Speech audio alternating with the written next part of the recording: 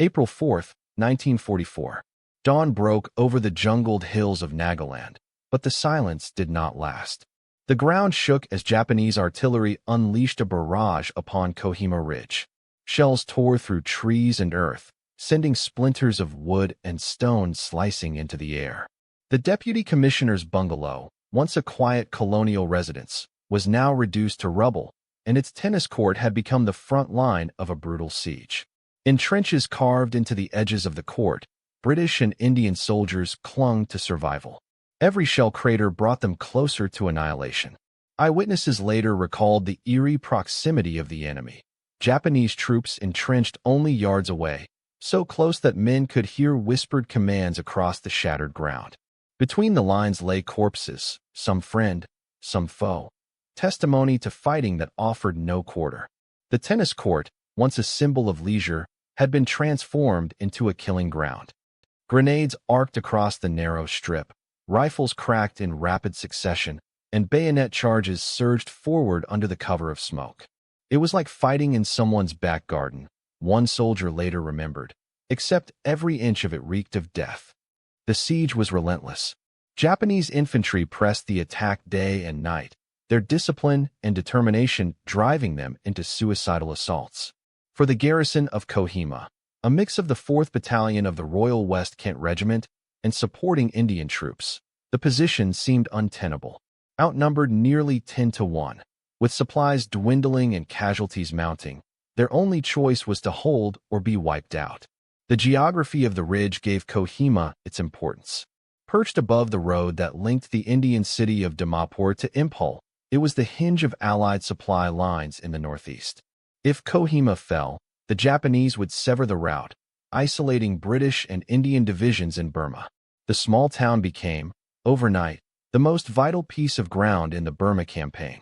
Inside the makeshift aid posts, surgeons worked with little more than morphine and gauze. Wounded men lay in rows, their moans rising above the whistle of incoming shells.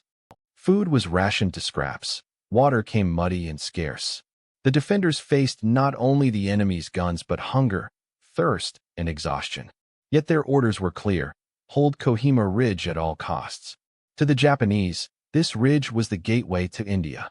General Mutaguchi Renya's ambitious Operation Yugo had driven his forces across Burma and into Nagaland with one goal: to smash British defenses and ignite an Indian uprising against colonial rule. For the soldiers crouched in the trenches, these grand strategies translated into a simple, grim reality.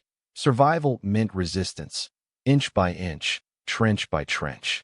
For days, the battle ebbed and flowed across the tennis court. At night, parachute flares lit the ridge in ghostly light as both sides clawed for control. Japanese soldiers advanced with bayonets, only to be driven back by furious counterfire. The defenders, gaunt and sleepless, fought with a desperation born of knowing that retreat was impossible.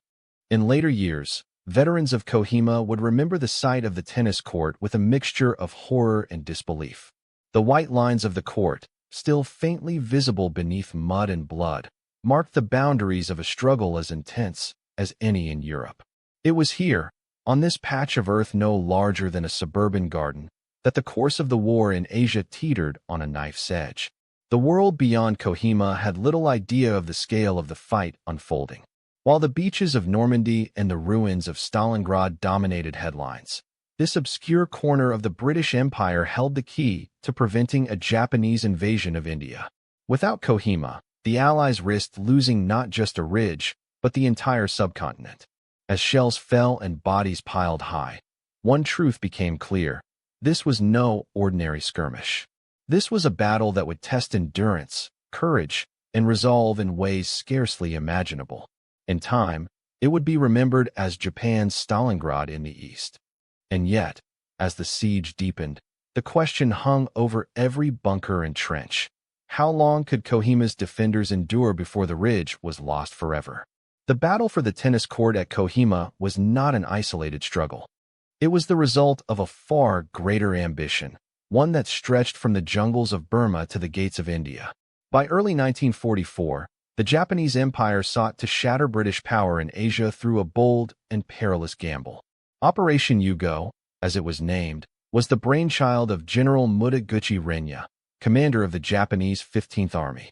He envisioned a sweeping invasion of India. His objectives were threefold: to capture the critical supply hubs of Impal and Kohima, to cut Allied forces off from reinforcement, and to ignite an uprising among Indian nationalists eager to cast off British colonial rule. Success, Mutaguchi believed, could topple Britain's hold on South Asia and cripple Allied operations across the Pacific. The terrain itself magnified the stakes. The Impal-Kohima road, carved precariously through jungle and mountains, served as the lifeline of the British 14th Army.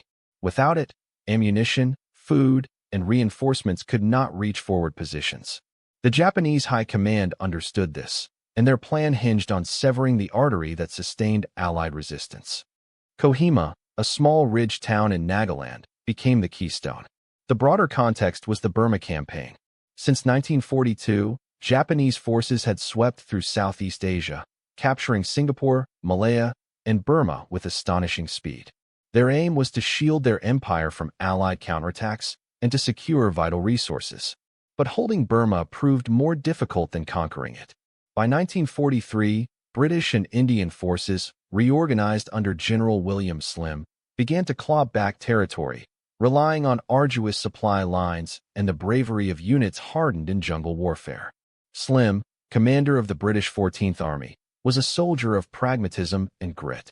Unlike his Japanese counterpart, he favored calculated advances, logistical preparation, and the careful husbanding of resources. He understood that in the dense jungles of Burma and the mountains of Nagaland, supply lines were not just important, they were decisive. Slim once remarked that battles were won, not by the brilliance of strategy, but by the soldier with a mule carrying supplies over a mountain track. Mutaguchi, however, believed in audacity. He argued that the monsoon season, normally a time of pause in the Burmese theater, would be the perfect moment for a surprise offensive. By pushing into India when the Allies least expected it, he hoped to overwhelm thinly stretched defenses and deliver a psychological blow. The plan was daring, but dangerously flawed. Japanese supply chains were already strained in Burma.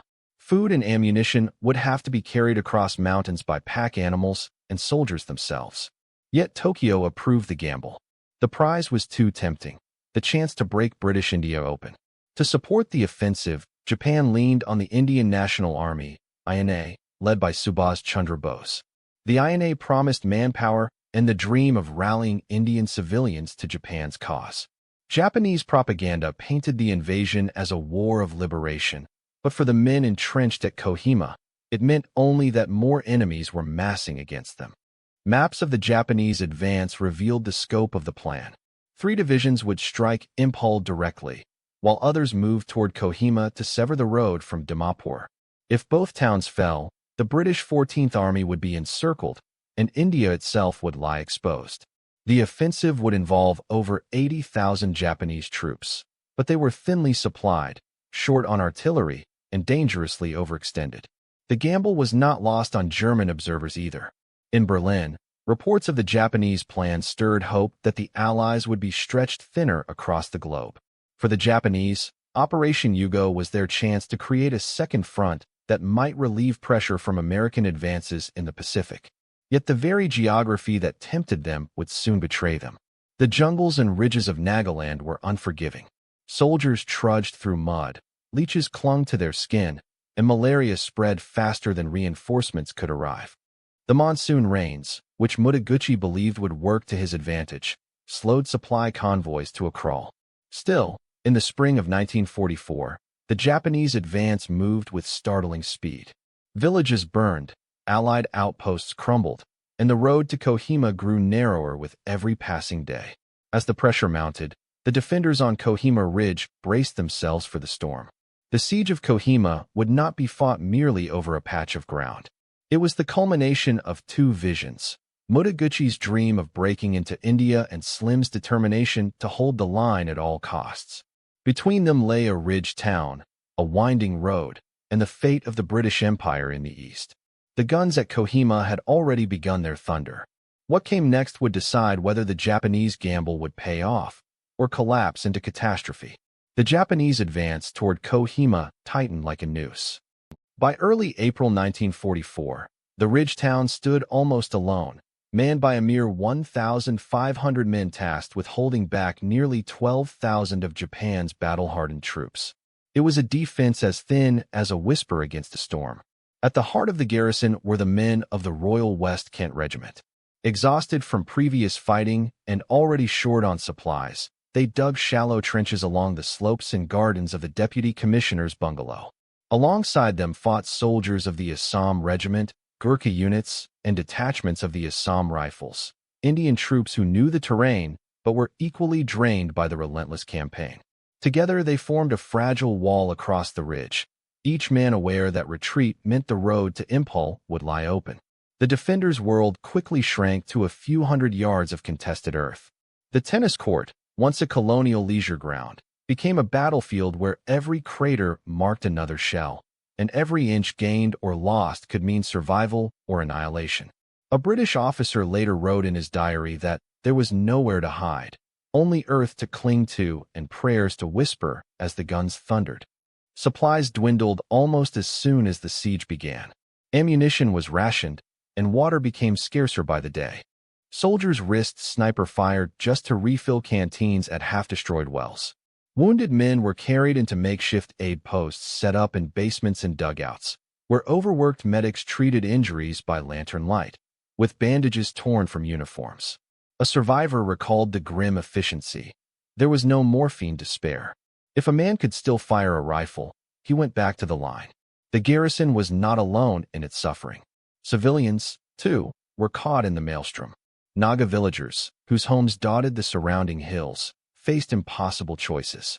Some guided Allied patrols through the jungle, carrying supplies and messages across enemy lines. Others hid from both sides, fearful of Japanese reprisals. Their quiet courage became a lifeline for the encircled garrison, though many paid with their lives when discovered. Artillery barges shattered the nights as much as the days. The Japanese fired from hidden jungle positions, their shells raining onto the ridge in a relentless attempt to break morale. Trenches filled with mud and blood, while shattered trees stood like blackened skeletons against the smoke-filled horizon. The ground never stopped shaking, one soldier remembered, and we knew if we faltered, the enemy would pour through us like water down a hill. Yet discipline held. Officers and men, British and Indian, bound together by the knowledge that reinforcements might never arrive, clung to their positions. Even when food ran so low that rations were measured in spoonfuls, the defenders refused to yield. Every counterattack, however small, was launched with ferocity, buying precious time for relief columns struggling to reach the ridge. The Japanese pressed their advantage with fanatical determination. Night assaults crept in under cover of darkness, their soldiers hurling grenades into trenches before closing with bayonets. The fighting was so close that defenders sometimes recognized the faces of men they had fought off only hours before. At dawn, the ridge often looked like a graveyard of broken bodies, the ground soaked in the blood of both sides. Amid the chaos, the defenders forged unlikely bonds. British privates shared cigarettes with Indian sepoys. Gurkhas passed their kukris to comrades when their rifles jammed. They spoke different languages, but in the trenches they understood one another through glances, hand signals, and the common will to survive. For the Japanese, the ridge was a symbol of inevitability. Once Kohima fell, the road to Impol would lie open. For the defenders, it was simply home for as long as they could endure. They were the thin line between survival and collapse, men whose bodies and wills formed the only barrier against an army 10 times their size. As April wore on, the siege pressed deeper into desperation. Each passing day tightened the grip on the garrison, but still they held. Reinforcements were said to be on the way, though no one knew when, or if, they would arrive. In the meantime, the men on the ridge endured hunger, fear, and the thunder of artillery, knowing that the fate of India itself might rest on their shoulders. The battle for Kohima was only beginning. The defenders' ordeal was far from over, and the storm gathering in the jungles around them promised even fiercer trials to come. The thin line of defenders at Kohima now faced the full weight of the Japanese offensive. From April 5th to April 18th, 1944, the ridge became a furnace of fire and steel, where every yard of ground was contested with desperate fury. The calm gardens of the deputy commissioner's bungalow dissolved into chaos. Its tennis court transformed into one of the most infamous killing grounds of the Second World War. Japanese tactics favored relentless assaults, often carried out under the cover of darkness. At night, flares lit the sky in eerie bursts, throwing shadows across the battered ridgeline as Japanese infantry crept forward. Grenades rolled into trenches, rifles cracked in the dark, and bayonets flashed in the glow of artillery fire. The night never truly ended, one survivor later recalled. It was just one long blur of explosions, screams, and silence before the next wave came. The tennis court soon became a grim landmark of endurance. Barely 20 yards wide, it lay between opposing trenches so close that soldiers could hear the enemy muttering in the dark. Japanese troops stormed the line again and again, and each time the defenders hurled them back with rifle fire, grenades, and sheer determination. The court's white chalk lines were obliterated beneath craters and corpses, the earth soaked until it turned to mud streaked with blood. The siege brought no respite.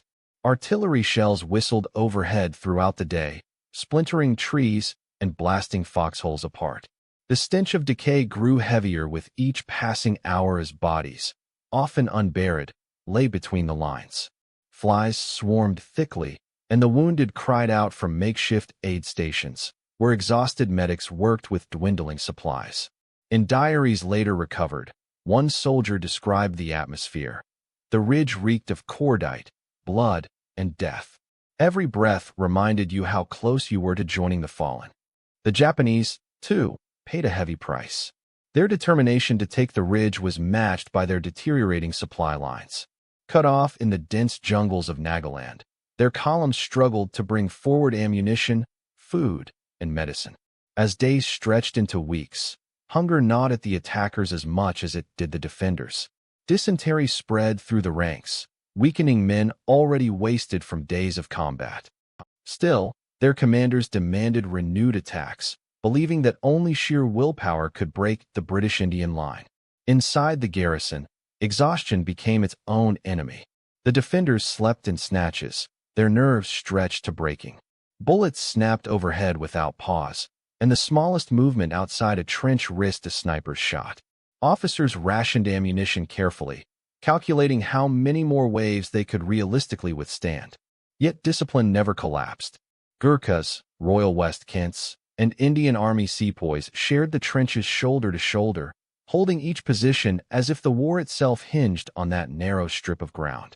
Close-quarters combat often stripped away the veneer of modern warfare. Men grappled with bayonets, knives, and even bare hands when rifles jammed or ammunition ran dry. One soldier later paraphrased the experience. It was not war as we had been taught. It was survival in the dark, inches away from death. Each attack blurred into the next, until men no longer counted the days, but only the number of times they had beaten back the enemy before dawn. Amid the carnage, small moments of humanity flickered. Cigarettes were passed along the trench lines, shared in silence between men who might not see the next sunrise.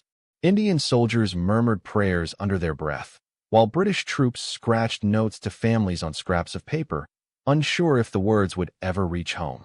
These gestures, fragile against the backdrop of annihilation, sustained morale where supplies could not. By mid-April, the Japanese offensive was visibly fraying. Their soldiers, worn thin by hunger and disease, launched attacks with less cohesion. Still, each assault threatened to break through, for the defenders were equally battered and clung to their positions by little more than stubborn resolve. Reinforcements from the British 14th Army were said to be approaching, but until they arrived, Kohima's garrison had only itself to rely upon. The ridge, once a quiet colonial outpost, had become a charnel house.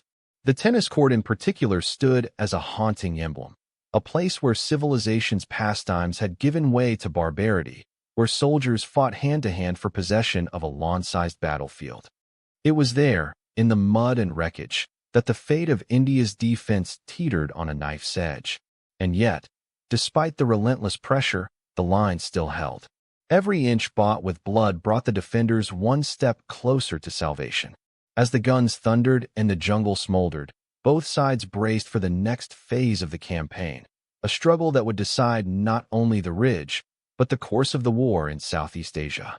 By mid-April 1944, Kohima was a place on the edge of collapse.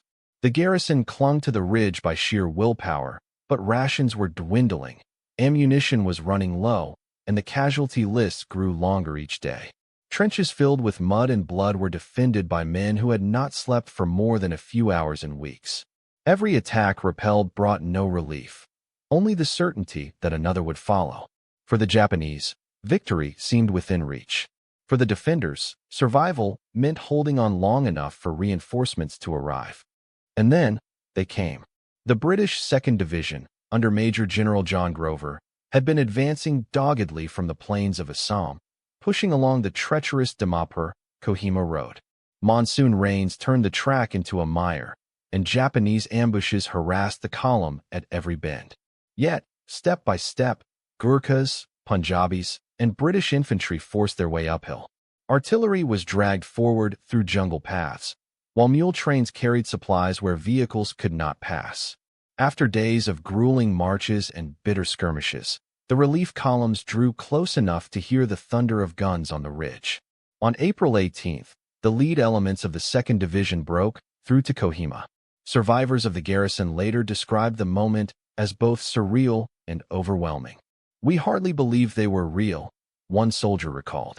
Out of the jungle came columns of men, dirty and exhausted. But to us, they looked like salvation itself. But relief was not victory. The Japanese, entrenched on surrounding heights, refused to yield.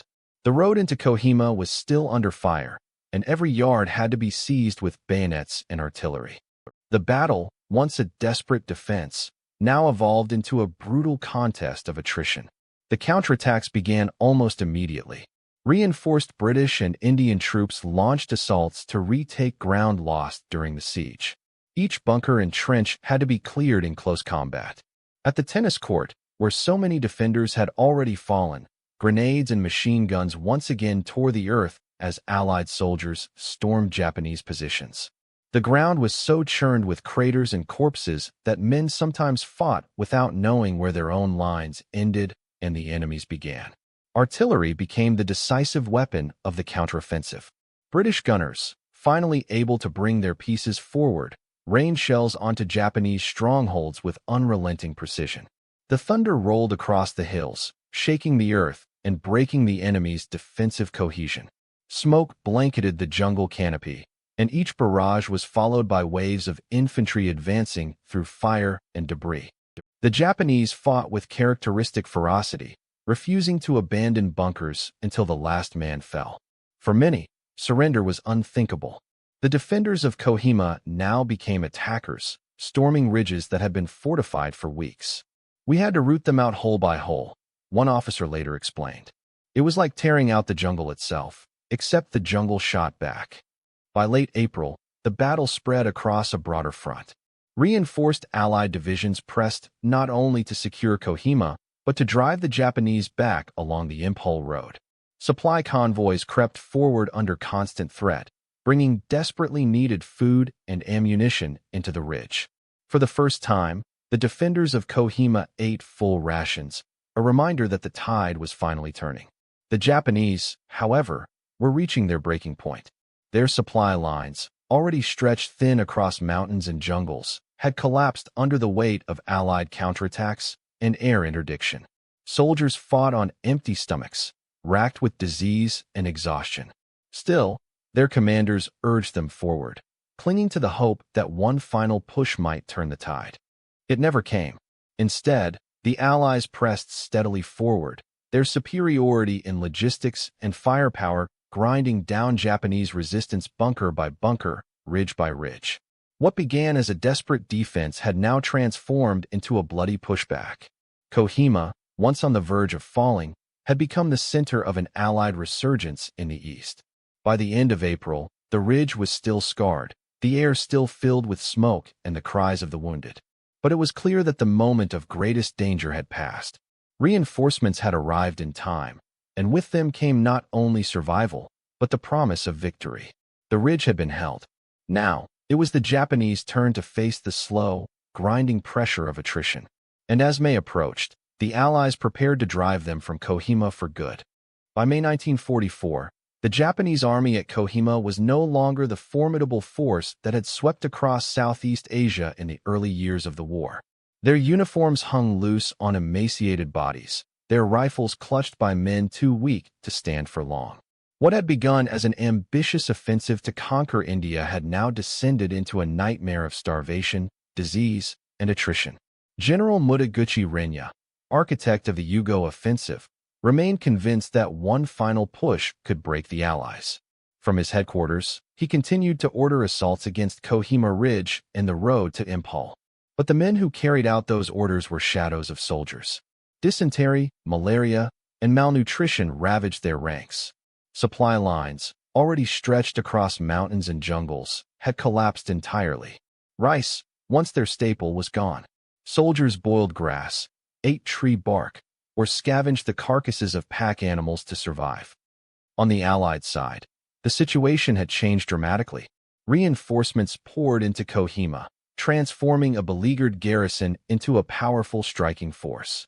British and Indian divisions, supported by artillery and air power, launched steady counterattacks along the ridge. Allied aircraft, operating from bases in Assam, dominated the skies, strafing Japanese columns and cutting off every attempt to resupply their forward units. For the first time in the Burma campaign, the Japanese army faced an enemy with both numerical superiority and logistical dominance. The fighting in May reached new levels of desperation.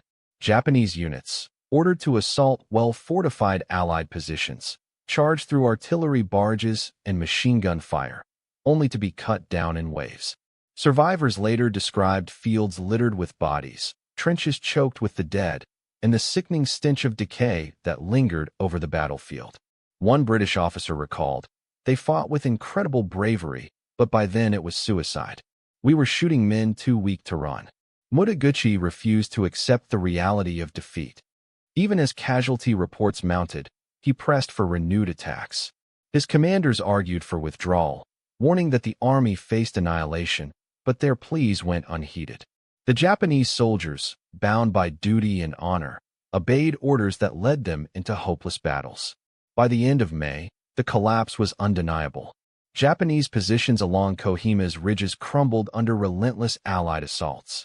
The once prized high ground was retaken bunker by bunker, hill by hill.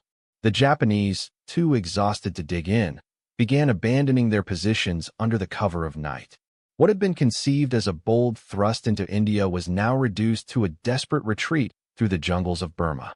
On June 22, 1944, the Japanese officially withdrew from Kohima. The road to Impal, once cut and besieged, was reopened. The twin battles of Kohima and Impal marked a decisive turning point in the Burma campaign. For the first time, the Japanese Imperial Army had suffered a clear and irreversible defeat on land. Historians would later call it Japan's Stalingrad in the East, the moment when their offensive momentum in Asia was broken forever. The cost, however, was staggering. Japanese casualties at Kohima and Impal exceeded 50,000, including those dead from battle, disease, and starvation. Entire divisions were shattered beyond recognition. Allied losses were lighter but still severe, more than 17,000 killed, wounded, or missing. The hills of Nagaland bore silent witness to the carnage, their slopes scarred by craters, trenches, and the graves of men from both sides. For the Allies, Kohima was not just a military victory, but a psychological triumph. It proved that Japanese forces, once feared as invincible, could be beaten in the jungles and mountains of Asia. For the Japanese, it marked the beginning of a long retreat that would eventually end in defeat. As the guns fell silent and the smoke drifted away, the ridge at Kohima became a symbol of endurance and sacrifice. A small garrison had held the line against overwhelming odds. Reinforcements had clawed their way through impossible terrain to relieve them. And together, they had turned the tide of war in Southeast Asia. From that moment, Japan's dream of conquering India died on the hills of Nagaland. Kohima had been saved, and with it, the Allied position in the east. The cost was measured in tens of thousands of lives, but the outcome was clear. The tide had turned, and the road to victory now lay open.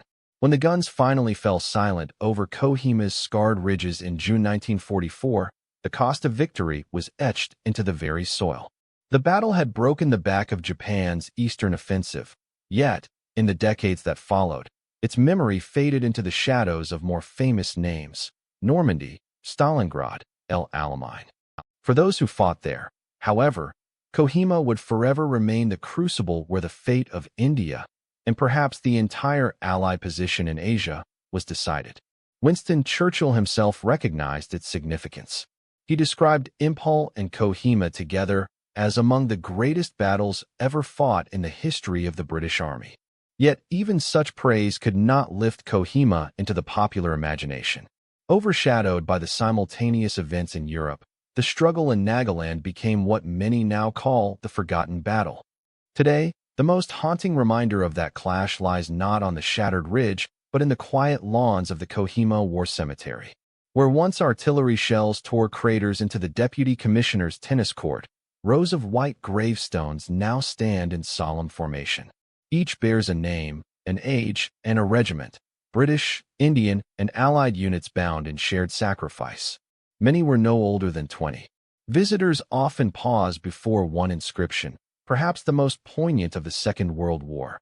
When you go home, tell them of us and say, "For your tomorrow, we gave our today." That epitaph, adapted from the ancient Greeks at Thermopylae, captures the essence of Kohima. The defenders knew they stood on a knife's edge.